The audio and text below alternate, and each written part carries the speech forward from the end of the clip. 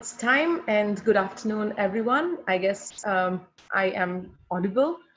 And I'm Lopita, the event organizer of Conferencia World, and I welcome and thank you all for participating in the webinar on digital transformation and customer experience. Conferencia World is a professional conference and event organizer. We aim to empower our clients with up-to-date information for the future growth and development within their respective industries. So today we are more than happy to have Samir from Orange as our speaker for managing innovation in the midst of disruptive technologies.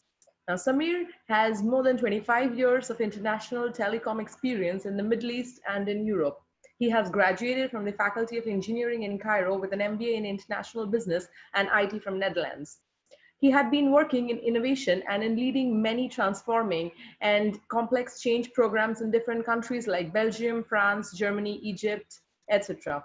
Samir is currently a director of transformation strategy in Orange Group, where he is working in developing countries' roadmap towards visualization, the relevant group and partnership strategies and deployment models in the group. So we welcome Samir for today's presentation, and the participants can leave their questions in the chat room, and Samir will get back to it after his presentation. So Samir, it's yours, you can start it. Thank you very much for this introduction, and thank you all for joining me today. So actually the topic of today, as you clearly said, it's more or less about innovation. That everything is working. So it's about innovation. It's about also disruptive technologies in the current world, and it's mainly about how to manage this together. So it's about managing innovation in our organizations in the midst of our disruptive technologies nowadays. So just before we go further, I would like to just give you some facts and analysis or analogy between the current situation and before. It's about digital world that we live in today. So do you know that we have more connections than the number of population on the planet, and that also we have more people who have access to mobile devices more than they have access to the toilets. So that's just to give you a bit of where the digital world is becoming, and how digital and how technology is becoming a kind of a status quo in today's world. So also just to give you a hint about what they think will happen in the future. For example, Cisco chairman John Chambers is saying that 40% of all businesses today will die in the next 10 years if they don't figure out how to change their entire company to accommodate for the new technology and the usage of new technologies in the coming few years. Whereas also on the other side, 40% of technology spending is going towards digital transformations, with currently enterprises spending more than $2 trillion in 2019, as per the latest report of IDC. So the message here is technology is everywhere. The digital transformations are really capping and consuming a lot of technology spending nowadays. And if we don't really change the way we do business, a lot of organizations or businesses will die or be out of business in the next 10 years. So that's more or less that we need to keep in mind before to start. And speaking about innovation and technologies, for example, I will just give you some hint from the also IDC report that it has been doubled in the innovation in the last years, or the coming 3 years actually. So if we see here, the innovation part is the dark green color in the graph, so which is the new technologies. So if we start from 2019 as the base, and we take it till 2022, you will see a gap, this difference, which is twice the investment that was being done in new technologies. It would be doubled in 3 years' time from now. And this double accounts for almost $1 trillion. So, I mean, it's growing dramatically, and all the new technologies and all the new things that's going on in the world, especially in the coming few years. So we need to be ready about that, and we need to understand what innovation is and what do we mean by that as well. But so do we really know what is innovation? What is disruptive technologies? Because we tend to confuse both terminologies, and we tend also to confuse and say or claim that we are doing innovation, whereas we're not necessarily doing real innovation. Some people will claim that they are disrupting the technology or offering disruptive technologies to the world or to the customers, which is not necessarily the case. So our objective also to explain to you, for example, to start with the basics. So what is innovation? How can we say this is an innovative solution or an innovative product? First of all, it can increase our market competitiveness or create new revenue streams. That's one of the things, and that's the most, I would say, global or the most common definition of innovation, that you create a new product which did not happen before, did not exist before, and you ensure that this product is creating a new revenue stream for you as well, or making you more competitive in the market. But nevertheless, also improving existing products and services, or even improving your operational processes, can also be considered as innovation. So it doesn't have really to be radical innovation, but it is still an innovation. Moreover, the management principles, our organizations and methods, the shift between traditional organizational structure and DevOps or metrics or whatever, it's also considered as type of innovation, but it's more or less on the management principles level, more or less. Then we have also the new markets and customer segments through new business models. And this is also very clear, was in the last few years with, for example, all the applications on the mobile that we're using to use, for example, Netflix model, business model. You have also even up to the extent of Uber or other services that are quite available now and changing the way of the customer behavior. So that's very important to consider as well as part of the innovation definition. Nevertheless, there are many forces also that what are affecting us or forcing us to change the company's business and also the way we do or see the growth opportunities. Here, just a graph that I will share with you. It's just what are the mega trends and the forces that will force us as organizations to change. So as you see here, 14% of the weight of the forces are to the digitalization. So digitalization is forcing us, 14% of the forces is coming from digitalization, that's forcing us to change our company's model and to change or to reconsider our growth opportunities. So it is really a key thing in that. Whereas also you have 16% here, which will force us to change, which is the shift in working patterns. And of course, with the COVID since a few months now, it has been very clear now that, for example, work from home and distance learning as well, becoming more and more important in our environment nowadays. So it's completely changing, and it's forcing us and forces the company's business also to change. So for other companies, changing the model of operations, the model we do business, but for other companies who are providing the services, for example, there are huge growth opportunities. Zoom, for example, now as we're seeing it, all we're using it all over the world and becoming a hit in the teleconferencing and video conferencing meetings, is of course a growth opportunity for such a company who 1 year ago was not as much famous as it is today. So just to understand that shifting the patterns of working, including also the gig economy. Gig economy is that the organizations will probably in the coming years rely more and more on the contractual people, or the contracts, people with contracts, or with freelancers. So it's short missions, it's project-based, you don't have to hire a person for permanent use. So this can also change. So you can work from home, you can work from everywhere, and you have a contract. It's like consultancy services kindly, but also on the operations, business, and so on and so forth. So there will be a lot of changes.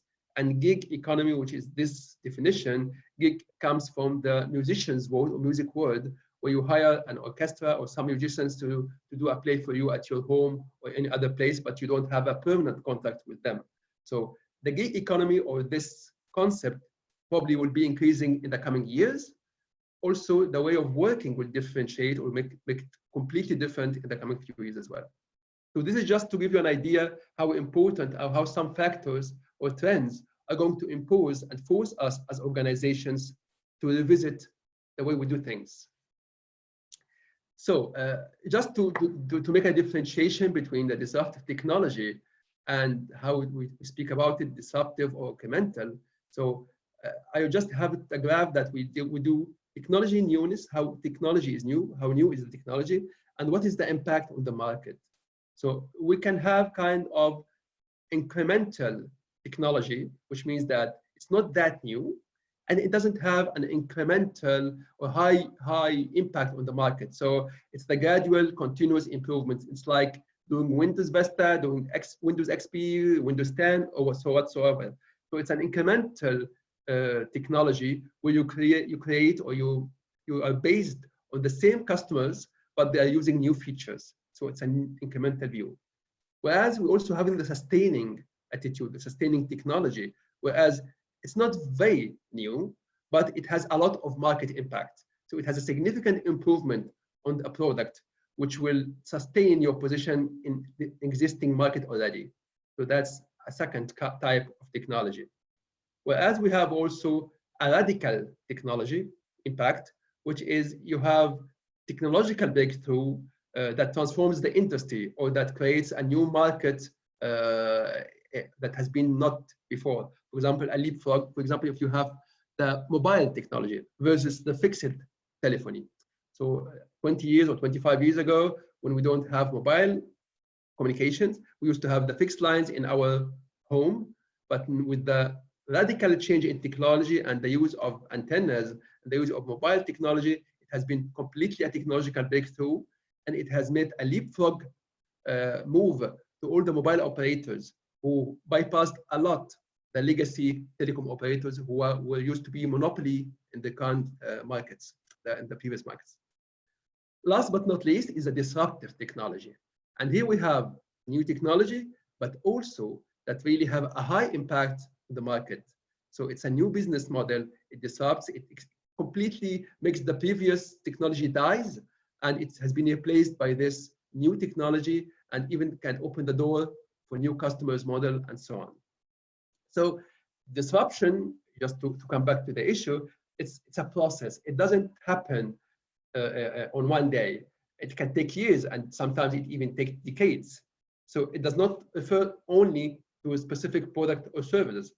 For example, the example of the mobile versus the fixed telephony. It took years to develop the mobile telecommunications industry. It was not only one day. So what we see today is an effort that has been done for decades and decades. So you just have to have in mind that disruption or disruptive technology is not something that happens over a few days or a few weeks and that's it. No, it takes years and even sometimes decades. And that's why we need to plan it, and we need to see how we can manage this disruption and how we manage this innovation as well. So just some misconceptions that people can say regarding this, that, okay, people can claim, especially when they are marketing their products, that they are disrupting the market. So it's not true. Let's stop lying to ourselves, not necessarily true all the time. We need to understand what disruptive means first before we claim that it is the case. Just to prove my point also about the evolution. So for example, the electric light has nothing to do, for example, of the candles. So this is disruption because it did not count, we did not use the candles, for example, technology, if you can say it's a technology, to generate or to innovate an electric light. It's a completely different thing, completely not related to the use of candles. Even both are light sources, but you cannot really say that electric lights is the continuous improvements of candles. Of course, it is not. So the disruptive technologies are changing the way we see our lives or live our lives today. Just to give you examples of what kind of disruptive technologies in our history or recent history. For example, the classical photography or the cameras that we used to do a few years ago. Now it's all in the mobile. Does not mean that the photography is dead, but still it has lost a lot of market potential, has lost a lot of customers as well. And you can also have the same quality and sometimes better quality with the classical or with some mobile, very advanced mobile, other than a standard camera, for example. The encyclopedia I think in the 80s, they were very famous and they were sold like a lot of markets and a lot of sales in the encyclopedia, and everyone was having it in his own living room or his own library. But now with the Wikipedia, people are not really interested to buy heavy books and volumes of encyclopedia in their own homes. So it's a market that has been growing a lot in the 80s, but now it's not at all the case. This goes as well with the music and the CDs. You remember all the time of the DVDs and CDs and all the new artists or albums. Now with Spotify, Deezer, or even YouTube, you're really willing to listen to everything new and whatever, and you don't really need, or you don't usually go and buy CDs. If you talk to your kids now, or for the people who have kids, of course they will tell you, CDs, what is this? That's ridiculous. Why do you do that? So anyway, so that's an industry, our technology that has completely changed the model. Cars, of course, versus horses and carriage. In the early 1800s when we invented cars, and of course it doesn't have to do with anything. It's a way of transportation, but it's not completely related to the original way of commuting. Even on the industry level, if you see the steel and aluminum, the heavy industry mills in a few years ago and decades ago, in the 19th century and the early 20th century. So it has a lot of space, a lot of huge space, a lot of investment, heavy machinery all around. But now we're moving to mini mills or even micro mills where you can have small storage room. Guess what? With the same production amounts, and sometimes it was definitely with higher quality. So the world is changing in this heavy industry or heavy manufacturing. Of course, the Walkman versus the MP3 player. We have also the media, the newspapers, and now the e-books and e-journals. Still, the newspapers are still there, but maybe in a few years it will fade away and it will die. Last but not least is also what the cinema movies or the DVD stores. When you go to cinemas, not necessarily cinemas, DVD stores, when you rent some videotapes or DVD tapes to see movies, now Netflix has completely made this shut down more or less. So that's more or less some examples of disruptive technology that we have all more or less foreseen or experienced it in the last few years. Uber, as we said previously, some people consider it as a disruptive technology because you are bringing the taxi experience to a new level of customers, whereas some people say, no, it's the same thing, it's just being more accessible. So it's a gradual thing or incremental, but it's not necessarily a disruptive thing. I don't know what you think, but personally, I think they are right. It's not that disruptive, but definitely it has changed a lot in the business model and make the taxi drivers for a different niche of people more secured. So it gives more characteristics and better service. So again, let's not mix things up. Digital transformation or digital technologies are not necessarily innovations. Most of the time, they are enablers for us. So when we speak about big data, analytics, connected thing, IoT, or Internet of Things, it's only enabling us to do something different, but they are not in itself an innovation. So also augmented reality or virtual modeling, they are not in itself, they are not the objective of that. It's not an innovative thing, but it can help us to innovate in making things differently. So the technology itself is not innovative, but the solutions behind can be definitely innovative. Then you have also the way of working. So virtual working place, collective intelligence, e-learning, and of course, with the COVID, we have all experienced this and use the technology as enabler to do something different. So that's really something that we all feel nowadays.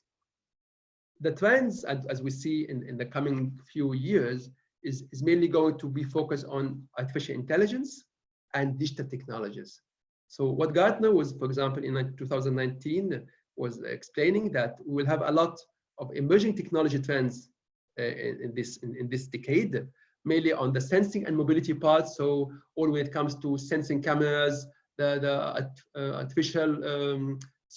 virtual reality, cloud, all what is related to autonomous vehicles and autonomous driving as well. That will change a lot of things, will change a lot of behavior, and will open the door for many things and services in the future.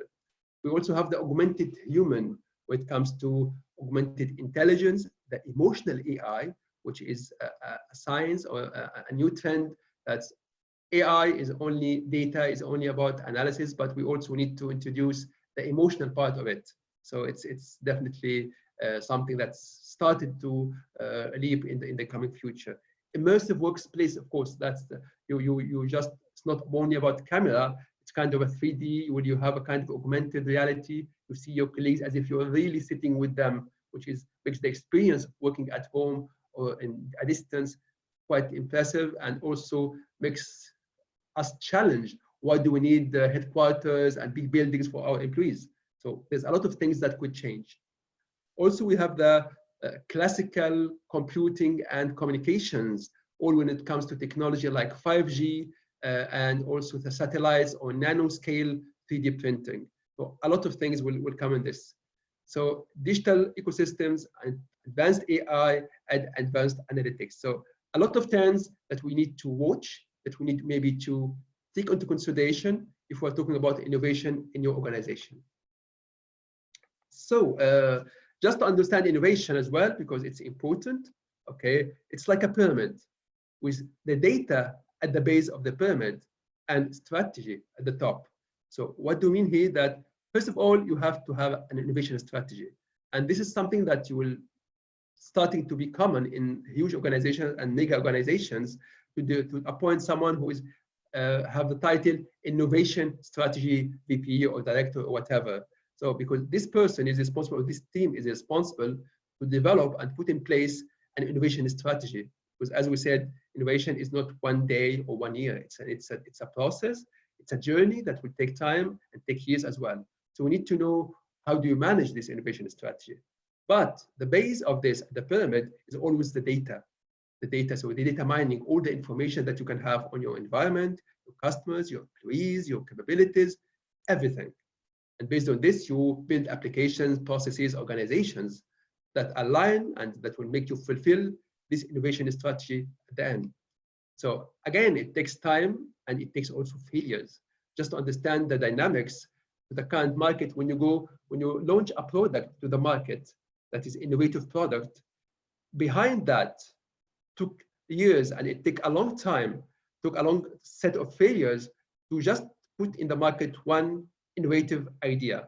So before that, you have done a lot of tests on many products. You have done even more development efforts and more projects that has failed, some others who have also not failed and completed. So you have behind that, even before that, you have done much more researches to come with few ideas. And even before that, thousands and maybe even more of ideas generation from your employees, internal, from the ecosystem, from the partners, from whatever, from the customers. So all of this is being filtered and being narrowed down till you have only one idea that, I would say in French, tient la route, that is takes the lead and takes the process to the end to be launched in the market.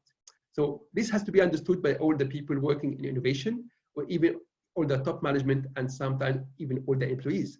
To understand it's not an easy thing. It takes time. It takes a lot of failures, and that you have to do a lot of analysis, a lot of effort. It's not like that we used to have, okay, Thomas Edison just sitting like that and bringing the idea of the light or the gravity or whatever. So it doesn't come this way. It's a lot of process. It's a lot of analysis, a lot of studying. It's not that easy.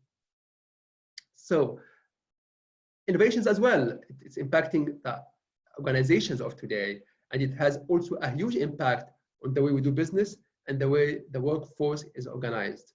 So it requires a lot and a high level of cultural change. So the classical organization, which is the waterfall with all the organizational structure, okay, a lot of people, okay, are being used to that. Now we are moving to the agile, and we are hearing that a lot, agile, DevOps, which requires maybe a little bit less team structure, team size, okay, but who are coordinating and communicating a lot among each other. And this really needs a high level of cultural change. But guess what? It's not all. In the near future, we'll be moving even to more complex environments, which is AI ops, which is artificial intelligence operations synergies. It means that the operations team will be working a lot with the data and coming from the AI and data analysis, and a lot of tools to be used. So, and then they will have to react and manage the operations and manage the processes accordingly. And this will require less people working together, but communicating with different smaller teams across the organization. And it also requires a lot of cultural change. So the more communication you need, the more cultural change and the more challenges you will need to address. So it's not anymore about the headcount. It's more about the skills set, about the need to work differently together in the organization.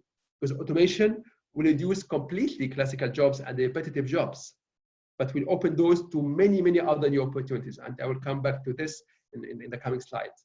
So again, now or the future, you will have robots who will do the job for you. You will have AI and sensors who will bring data and make analysis like the brains for you.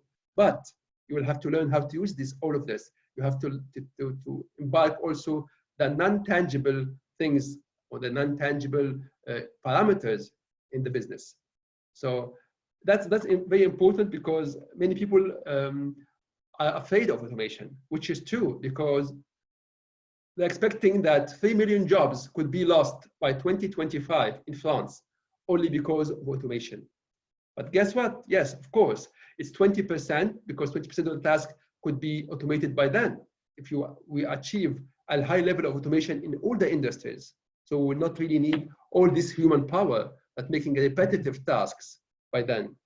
But guess what? On the other side, on the good news, we have number of jobs that could be opened, which is far more in numbers, like for example, this study is claiming 21 million. So we can lose 3 millions, but we'll open 7 times more. But the problem is they're not the same competences. They're not the same skill set. So there will be definitely a transitional phase and a disruption in the socio-economic status with some, I would say, with some work, labor, and with some industries, because they are not adapted yet to how to use the technology, how to use the modern tools.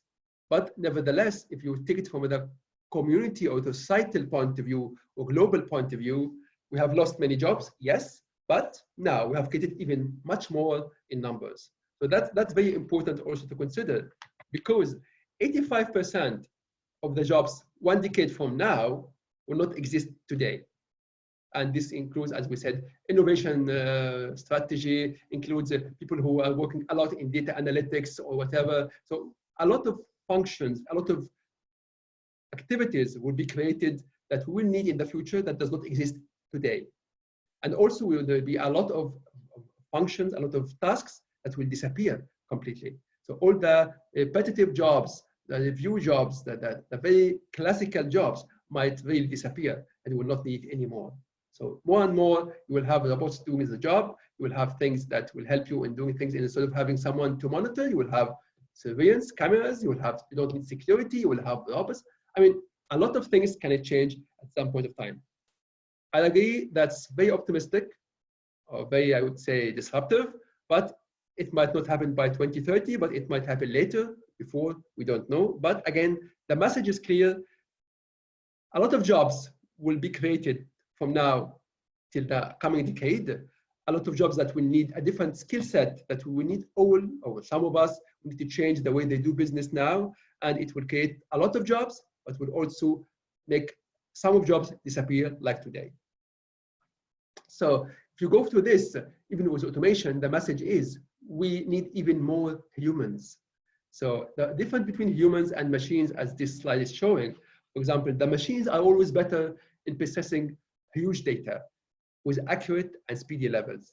The machines are working 24/7. They don't take breaks. They're not distracted by other colleagues. So the machines can scale work up. So you can ask a robot to produce 1 or 2 or 3, depending on the demand that you have. So also the machines are very efficient performing a very repetitive tasks. They are not going to miss 1 or 2 or 3 samples out of the 100 assembly line. So also they can also do dangerous work. For example, bomb disposal or ocean research. So machines are better at all these dimensions. But on the other side, humans are always better in displaying empathy and humor, in understanding the context in general, bring up the social clues, the impact of this on the community, on the people, on the feelings of people. That's something that robots or machines will never be able to do. So humans also are better in teaching or transferring skills and motivating others. they're also definitely better in adapting their skills to different situations and making the right decisions. So if there's an unexpected situation happens in any of the activities or projects, humans are always the ones who adapt and use different skills to make the right or the proposals that can be better solution. So that's very important. And of course, demonstrating critical thinking and defining problems and solutions. So again, we should not be threatened by innovation or by machinery or by automation, because it will definitely need, sometimes even we need more humans, but with different skill sets. So to apply all of this, to deploy all of this, and to understand and apply innovation strategies, we need to understand that we are working mainly with culture. Whatever strategy you have for innovation, or whatever kind of strategy, corporate strategy or innovation or whatever, if you don't address the cultural issue of people and organizations, will just not work. So as Peter Drucker in 2011 said in his book, so culture eats strategy for breakfast. So whatever you do as strategy, very well done, you have done all the work. If you are not addressing how to deploy this, how to address the cultural issues, how to make people change, then it's dead. So again, strategy, as Warren Buffett said, you have to have a plan for this. So even if it's not the perfect plan, so as I said, an idiot with plan definitely can beat a genius without a plan. So that's very important, that even though you are not, may not create the best strategy ever, okay, and just the best product ever, but if you have a plan to deploy this and you have kind of a concrete action plan, you will probably achieve something that is dramatically better than something who is a genius idea, but without a plan to implement. So that's very important as well. So that's how we are saying we need to learn how to manage innovation. So there are some steps that we will talk about in the coming slide, not this one. But just before going to that, just to understand also the current gaps on the people. So what we need in the future, people who are more or less digital thinkers, or which is, you have here 71%, very significant skills that we need in the future, or significant skills. So we need in the future to have people who are digital thinkers, so who have competencies in digital management and the workplace design. We need people who are having suitable capabilities and clarity on the benefits and clear use cases, who can develop that for us, who can start with a potential and end with solutions. So they have an idea, they learn from today's, and then they start experimenting these ideas and making it happen at the end with a concrete solution.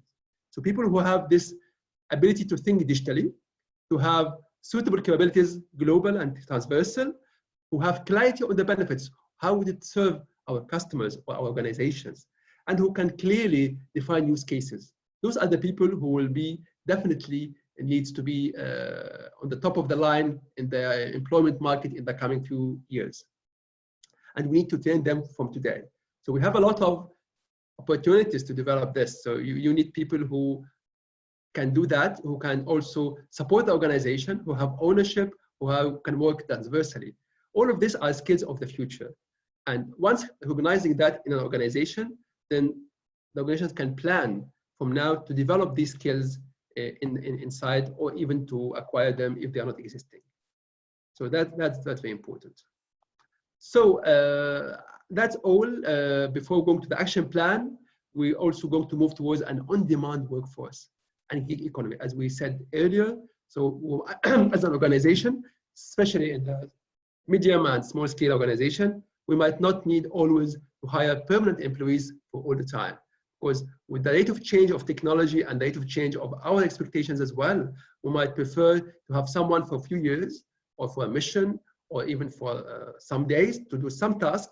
And once it is done, he goes to the open market, to the pool of resources in the market, and he does it for someone else. So again, that's the gig economy, which is a kind of gaining more or less attention and gaining more or less support, especially when you don't want to have the burden of all the mass salarial and all the cost of the employees in huge organizations. So that's very important. So just to recap, the 6 steps thing before I finish, 6 steps approach to manage innovation in your organization. So first of all, you have to understand what innovation is and what it is not, and set a realistic path. as we said, you have to plan things. You have to have a strategy.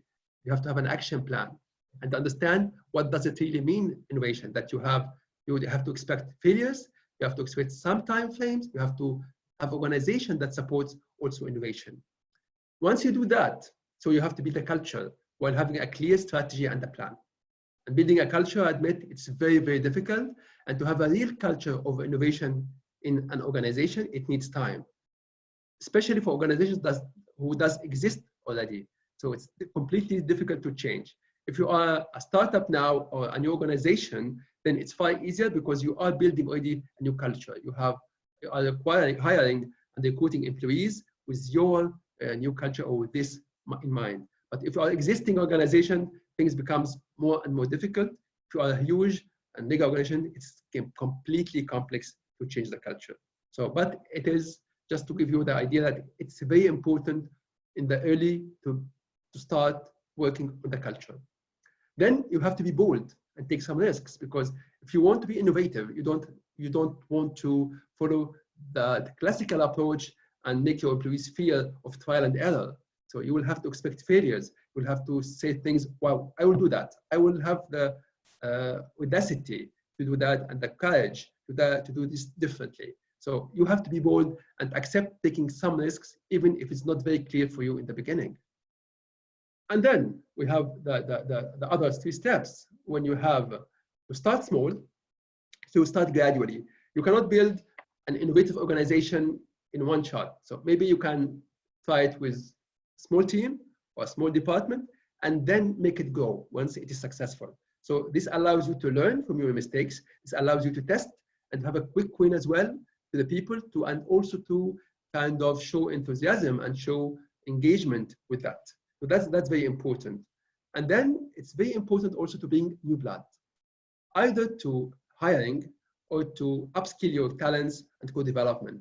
But it's very important sometimes to hire people from different industries in your organization, people who are coming to young and old guys. So it's different mix, different diversity coming from different cultures. It's very important in the team to have this diversity and this richness and this richness, because it's really important for innovation. Everyone becomes a source of generating ideas, and so everyone is becoming a source of creativity in the team.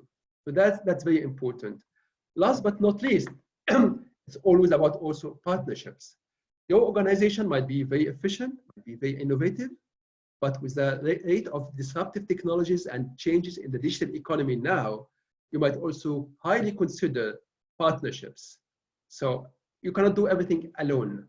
You can also use the brains of others and the ideas of others in the ecosystem, either being the customers. So you make more focus on work groups, focus groups, and customer groups to understand the needs and the issues. You can also make co-creation with other vendors or suppliers, or even alliances with some other organizations or startups, like that will bring you new blood, that will bring you new ideas and dynamism in your organization.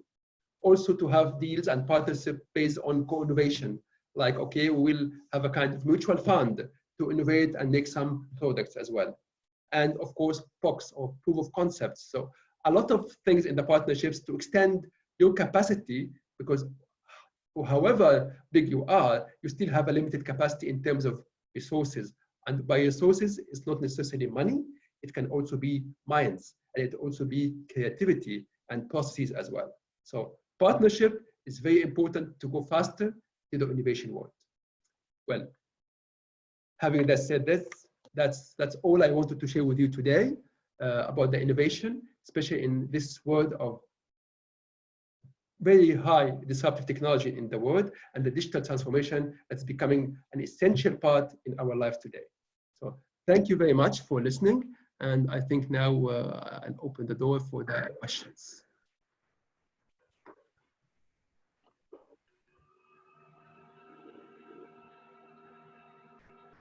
So back to you. Yeah, so thank you so much for the informative presentation, Samir. I have a question in the chat room. You can log in. I guess you can see the question in the chat room. How can I see it? Sorry. I don't see it actually. I don't know how to see it. Okay, it's in chat. It's down. It's in chat. Chat. Yeah. Attends, wait.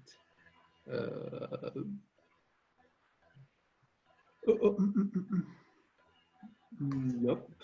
Okay, then I will read it to you. Yes. It is, if you expect increasing investments in innovations, how can we stop spending in legacy technologies we still need to operate? It is hard to decommission core systems in banks, for example. On the other hand, considering recession we expect, will these forecasts change? Okay, that's a good question. Again, it's we don't have much choice in that. So yes, I understand the level of huge investment that is required to change the legacy systems, especially in not heavy industries, especially that legacy environments like banks, for example. But guess what? I mean, they don't have a choice. Otherwise, they will be completely out of the business soon. Because now even the mobile operators are creating online banking. So we don't really have a choice except to prioritize or make priorities to sustain. As we said, 40% of the businesses now will die in 10 years' time. So it's an enterprise choice. Either they make different priorities and say, okay, if I don't move and go to this innovation, if I don't go to the technology now, I will be out of business in a few years' time. Because now, especially with the convergent industries, mobile operators becoming banks and banks becoming service providers in technology, I mean, things are changing. So every organization has to sit back and say, okay, how do I want to manage this? Okay, I should still make some investment in the legacy, but that's only to keep it running. But maybe it's more important to make innovation, or at some point of time, to make partnerships, to acquire, which is all the merger and acquisition, to acquire, for example, a new business unit who can bring me this value. So there's a lot of options that every organization should take into consideration. Otherwise, it will die in 10 years' time or less. So I guess, Davor, your question is answered. And I don't find any more questions. The floor is open for any more questions. If there's any, please feel free to ask Samir.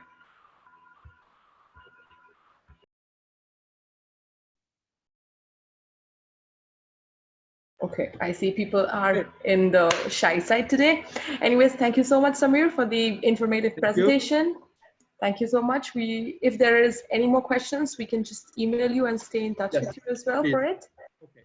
Thank you very much for your time, Owen. Thank you so much, Samir. And have a great day. Have a great day. We have our next presentation on managing M factor in customer service in 2 hours. Thank you so much. Thank you very much. Have a good day. Bye bye. Take care. Bye.